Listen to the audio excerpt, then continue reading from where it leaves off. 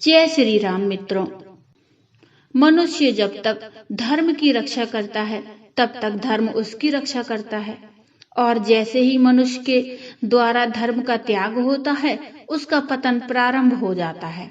यही उदाहरण गोस्वामी श्री तुलसीदास जी महाराज ने इस सीता हरण प्रसंग में दिया है। भगवान श्री राम जी ने सीता जी को अग्नि में समा जाने की आज्ञा दी थी और सीता जी ने अग्नि में प्रवेश कर लिया था। पंचवटी में माता सीता की परछाई थी और इस परछाई ने प्राणी मात्र को यह लीला के माध्यम से बताया है कि किस तरह हमारे जीवन से धर्म के चले जाने के बाद हमारा पतन होता है। राक्षस मारीच मायावी स्वर्ण मृग बनकर रावण के साथ पंचवटी के निकट आया। माता सीता ने देखा कि कितना सुंदर मृग है। माता सीता ने प्रभु श्री राम से कहा, प्रभु यह मृग बहुत सुंदर है, आप इसे मारकर ले आइए। माता सीता प्रभु श्री राम से उस मृग को मारकर लाने का आग्रह करती हैं, जिसके चर्म का वह पूजा पाठ करने के लिए सुंदर आसन बनाना चाहती हैं। दूसरों का भला करने के समान कोई धर्म नहीं है और दूसरों को पीड़ा पहुंचाने के समान कोई अधर्म नहीं है। माता सीता तो साक्षात जगदम्बा हैं, इस तरह की भूल कभी कर नहीं सकती। किंतु गोस्वामी तुलसीदास जी महाराज इस प्रसंग के माध्यम से हमें यह बताना चाहते हैं कि जीवन में धर्म का त्याग करने पर किस तरह विपत्ति आती है। माता सीता के साथ भी वही हुआ। मृग को मार कर ले आओ, ऐसा विचार मन में आया। यह नहीं समझा कि इसके प्राण चले जाएंगे, इसे कितनी पीड़ा होगी। जीवन तो सभी को प्यारा होता है, चाहे मनुष्य हो या पशु। बस यह विचार सीता जी के मन में आया। जीवन से धर्म चला गया, और जब धर्म चला जाता है तो भगवान भी चले जाते हैं।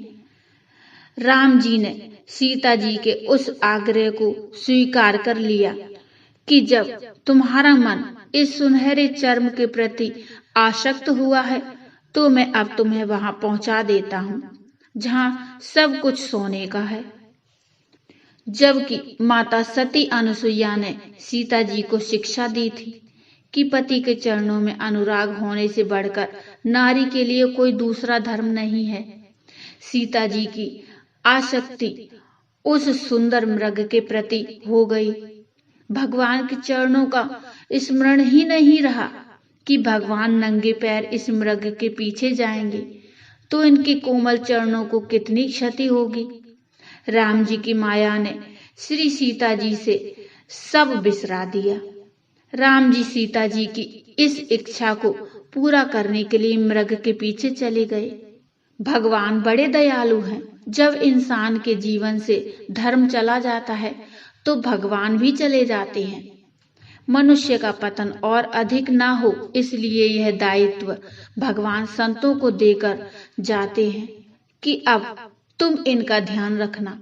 यदि व्यक्ति संतों की बातों का भी अनुसरण करे तो कुछ हद तक अपना पतन होने से बचा लेता है।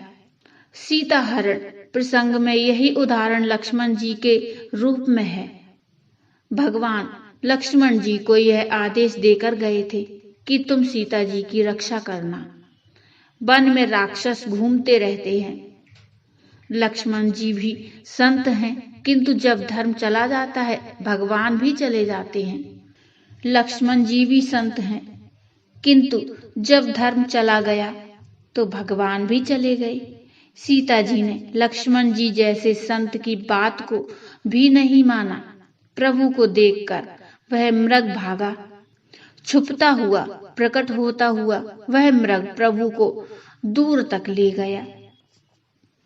तब भगवान ने निशाना साधकर उसे बाण मारा। मारीच ने मरते समय करुण स्वर में लक्ष्मण जी का नाम लिया, फिर मन में श्री राम जी का स्मरण किया। मरते समय मारीच ने अपना राक्षसी शरीर प्रकट किया। भगवान ने मारीच के अंतर प्रेम को पहचान कर उसे अपना परम धाम दिया। माता सीता ने मारीच की यह करुण पुकार सुनी तो भयभीत हो गईं। लक्ष्मण जी से कहा, तुम्हारे भाई संकट में हैं, तुम शीघ्र जाओ। लक्ष्मण जी ने कहा, माता, जिनके संकल्प मात्र से सृष्टि का प्रलय हो सकता है, ऐसे प्रभु पर संकट नहीं आ सकता, आप चिंता मत करो। सीता जी ने ऐसे संत की बात का अनादर किया, उन्हें कुछ अनुचित शब्द कहकर दुखी किया। उन्हें जाना पड़ा। लक्ष्मण जी श्री सीता जी को दिशाओं के देवताओं को सौंपकर चले गए। संत भी जीवन से चला गया। लक्ष्मण जी ने माता सीता से कहा था, माता, इस रेखा से बाहर मत जाना, किंतु माता जानकी के समक्ष मान सम्मान, कुल की मर्यादा का प्रश्न चिन्ह खड़ा हो गया। संत कहते हैं कि हमारा मान, हमारा अहंकार ही हमारे पतन का कारण बनता है। मनुष्य परमात्मा से बढ़कर जब अपने मान को महत्व देता है, संत की बातों का अनादर करता है, तब उसे जीवन में कठिनाइयां आती हैं।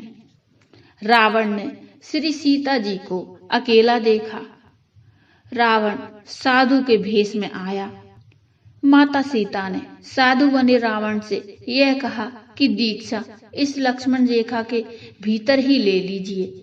रावण ने कुटिया में लक्ष्मण रेखा से आगे जाने का साहस नहीं किया। रावण ने माता सीता को एक साधु के अपमान का श्राप देने का भय दिखाया। श्री सीता जी ने विचार किया, रघुकुल की यह रीति रही है कि कोई याचक द्वार से खाली नहीं जाता है। यदि यह साधु बिना भिक्षा के द्वार से जाता है तो रघुकुल की मर्यादा कलंकित हो जाएगी। इसलिए संत रूपी लक्ष्मण जी के उपदेश को भी माता जानकी ने नहीं माना, और वही हुआ। माता सीता लक्ष्मण रेखा से बाहर आईं और रावण ने श्री जानकी जी का हरण कर लिया।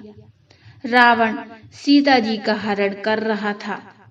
सीता जी चीख पुकार कर रही थी। गुफा कंदराओं में से देवता, ऋषि मुनि सब छुप कर देख रहे थे।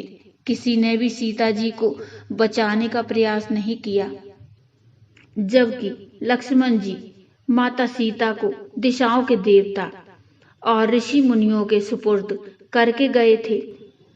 किंतु रावण का भय और आतंक इतना था कि सब ऋषि मुनियों ने अपने द्वार बंद कर लिए। रावण का भय इतना था कि देवता उसके भय के कारण न ठीक से खा पाते थे, न सो पाते थे।